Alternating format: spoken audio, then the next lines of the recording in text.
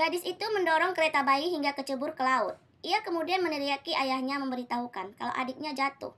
Ayahnya itu pun spontan melompat ke laut. Kereta bayi itu diangkat, tapi sudah tidak ada lagi bayi di dalamnya.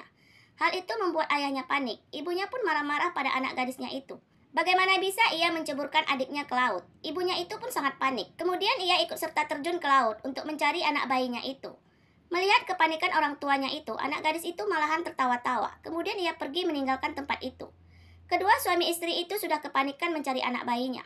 Berulang kali ia melakukan penyelaman, tapi tak jua menemukan anak bayinya itu.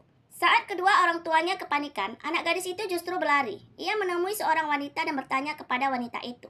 Tante, bagaimana keadaan adikku?"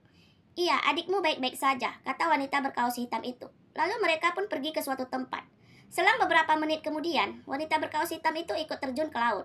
Ia kemudian memanggil ayah anak itu dan berkata, "Ikutlah denganku. Nanti kau akan mengetahui sesuatu." Tapi bapak itu malahan mengatakan, "Aku sedang panik mencari anakku." "Tenang saja dulu," kata wanita berkaos hitam itu.